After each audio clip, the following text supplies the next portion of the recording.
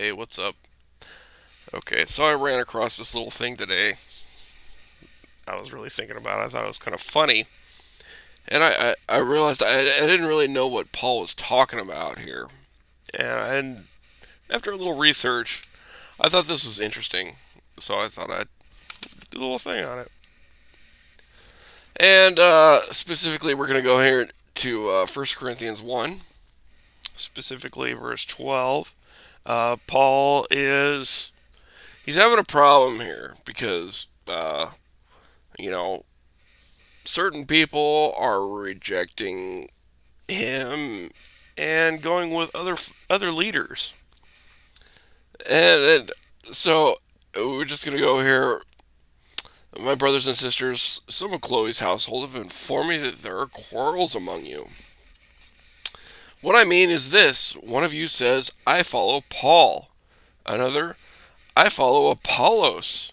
Another, I follow Peter. Still another, I follow Christ. Okay, I'm just going to stop here. And I'm going to say three of these things here are not like the other. So, first let's contrast this. I follow Paul versus I follow Peter and I follow the Messiah. Okay, this is pretty high. Yeah, Peter's a pretty high guy. I would say the Messiah is a pretty high guy. Um, they're choosing to follow Paul or these other people, and as I'm going to point out, he gets a little irritated at this, and he seems to point out a single guy, this Apollos guy, right? Like who the heck is this Apollos guy? Who's obviously up in the ranks with Peter and the Messiah versus this guy. Okay, it doesn't seem like it right now, but we'll get there. Uh, is Christ divided? Was Paul crucified for you? Were you baptized in the name of Paul? Uh, I thank God that I did not baptize any of you except Crispus and Gaius, so none of you can say that you were baptized in my name. Yes, I also baptized the household of Stephanus. Behind that, I don't remember if I baptized anybody else. For Christ did not send me to baptize, but to preach the gospel, not with wisdom and eloquence, lest the cross of Christ be emptied of its power. Okay. I don't know what power the cross has. I know what power the Messiah has. I don't know. Where have we heard this before? Oh, yeah, the Great Commission. Therefore, go and make disciples of all nations, baptizing them in the name of the Father, the Son, and the Holy Spirit. Okay, make disciples and baptize them. That's what he's telling. That's the whole point, right? And Paul's like, I'm not sent to baptize. I'm here to preach the gospel. I baptized two guys, and beyond that, maybe some other people, but not you. I'm glad. Thank God I didn't baptize any of you, you plebs, except these two guys. Yeah. Anyway, that aside, continuing on. Oh yeah, I highlighted this. I love this. What is this? Verse 21. God was pleased through the foolishness of what was preached. Yeah. What do we know that? What do we know about the Most High loving fools? Yeah, whatever. Okay, Paul. All right. Anyway, moving on. What's my point? So Paul continues. All right. He continues with this little rant he's got. You are still worldly, for since there is jealousy and quarreling among you, are you not too worldly? Are you not acting like mere humans? When one says, I follow Paul, and then another, I follow Apollos, Are you not mere human beings? Whoa, whoa, whoa, whoa, whoa. What happened to Peter and the Messiah? All of a sudden now it's between these two guys. Oh, that's weird. Huh. This Apollos guy, man, Paul really has a problem with this Apollos guy. I wonder why. What, after all, is Apollos? And what is Paul? Only servants through whom you came to believe, as the Lord has assigned to each his task. I planted the seed. Apollos watered it, okay? So, yeah. But God has been making it grow. So neither the one who plants nor the one who waters is anything, but only God who makes things grow. By the grace God has given me, I laid a foundation as a wise builder, and someone else is building on it. But each one should build with care. Okay, so this is a tongue-in-cheek for... Yeah, he's warning, you should build with care here. Whatever Apollos is teaching,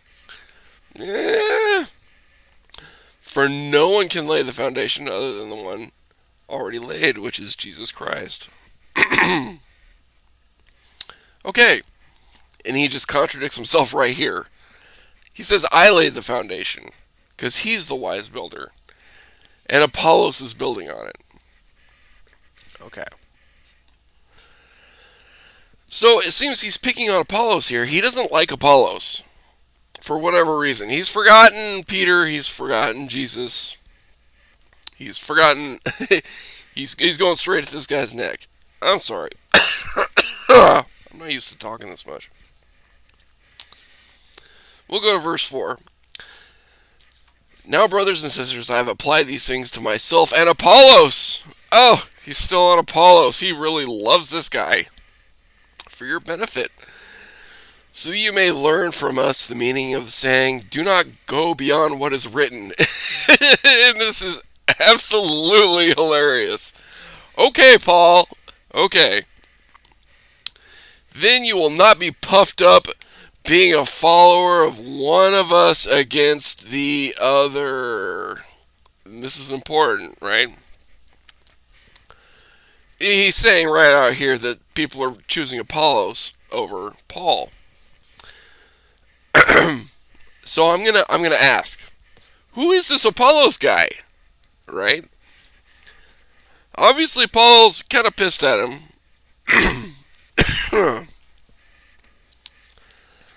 So actually, we have Acts. Okay. I never even connected the two of them, but listening to Acts the other day, it tells us who Apollos is. He's in Acts. Right here.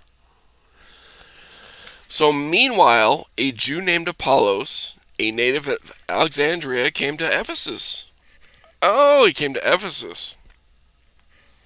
He was a learned man with a thorough knowledge of the scriptures. Okay, so... ooh. Oh, the Pharisee of Pharisees has some competition here. And by the scriptures, of course, we know he's talking about the Tanakh. He's not talking about the books ending in IANS. Or ANS. Romans, Ephesians, Philippians, Colossians, Thessalonians. Alright, he's talking about the actual scriptures. He had been instructed in the way of the Lord, and he began to speak with great fervor and taught about Jesus accurately, though he knew only the baptism of John. He began to speak boldly in the synagogue.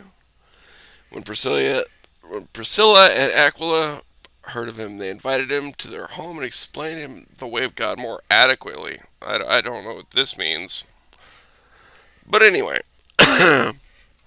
When Apollos wanted to go to Achaia, the brothers and sisters encouraged him and wrote to the disciples there to welcome him.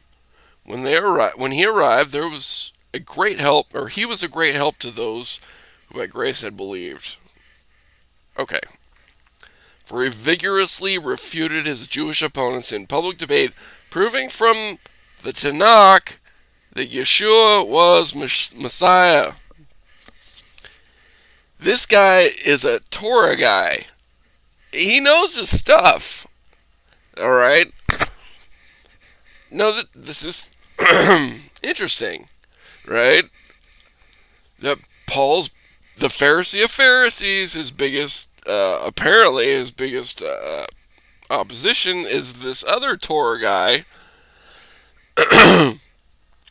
who he rates up there with Peter and the Messiah against him, right?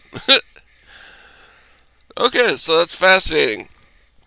And just remember that Paul applauds the Bereans, right? He applauds the Bereans for searching the scriptures diligently. Okay, what when people mention this, what they're talking about is the Bereans. Yes, they searched scriptures, but they didn't search the scriptures and find that Paul and his nonsense doctrines were correct. What the Bereans did was they went back through the Tanakh to prove the Messiah was the Messiah. And that's what this guy did. Okay? And Christianity will tell you, oh yeah, well, the Bereans looked through scriptures and they found that the law was done away with. No, no, no, no, no. They just found that the Messiah was in Isaiah. He was in Psalms. He's in all this stuff, man. Okay? All this other garbage that Paul came up with afterward is all on Paul. Paul just got everybody into it by quoting Psalms. Do you see the difference? He says, look, what I'm saying is real because it says it here in Psalms, in Isaiah, Jeremiah, it says it in all these books. Therefore, it's all done away with, okay? And this is what I'm saying. The whole Berean nonsense, it's twisted. It's a half-truth. Okay. I just thought this was really interesting, that it tells us who Apollos is. And it makes me want to read one verse, and you've probably heard it before. Excuse me. I'm not used to talking this much. You've probably heard this before, but I really want to read it to refute a lot of the crap going out there, especially with Justin, bullholes in the Bible, and a lot of the Jews that sit there and say that one word was mistranslated. And I'm going to read this whole thing, and I hope you listen, because this is amazing. This is Isaiah 53. Who has believed our message? And to whom has the arm of the Lord been revealed? The arm of the Lord, the right hand. He grew up before him like a tender shoot, and like a root out of dry ground. He had no beauty or majesty to attract us to him. Nothing in his appearance we should desire him. He was despised and rejected by mankind, a man of suffering and familiar in pain. Like one from whom people hide their faces, he was despised, and we held him in low esteem. Surely he took up our pain. He bore our suffering. Yet we considered him punished by God. My God, why have you forsaken me? Stricken by him and afflicted. But he was pierced for our transgressions. And this is what they say, oh, well, this word pierced, the Christians changed this to make it, sound like the Messiah. Okay, man. All right, keep going. But he was pierced for our transgressions. He was crushed for our iniquities. He was crushed for our lawlessness. The punishment that brought us peace was on him, and by his wounds we are healed. We all, like sheep, have gone astray. Each of us has turned our own way, and the Lord has laid on him the lawlessness of us all.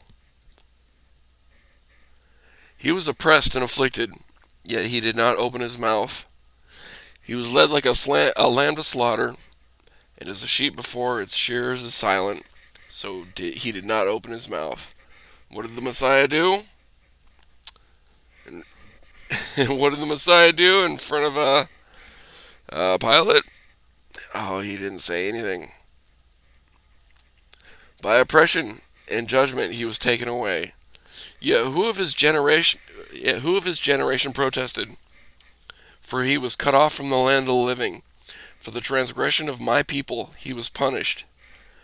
He was assigned a grave with the wicked and with the rich in his death, though he had done no violence, nor was any deceit in his mouth. Yet when it was Yah's will to crush him, your will be done. It was Yah's will to crush him and cause him to suffer. And though the Lord makes his life an offering for sin, he will see his offspring and prolong his days. And the will of Yah will prosper in his hand.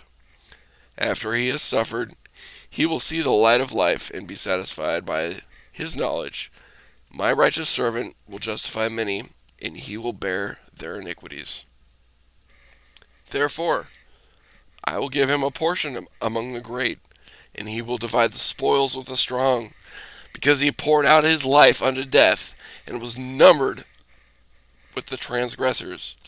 For he bore the sin of many, and made intercession for the transgressors.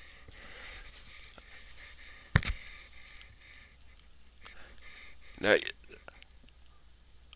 I'm going to leave this up to you. This is Isaiah, okay? This isn't a Christian text. I'm going to let you decide for yourself who this is talking about, okay? Screw bullet holes in the Bible. How do you explain this? And I'm only reading this because of this guy, Apollos. This is exactly what he taught. Not this nonsense that Paul's teaching. Anyway, have a good night.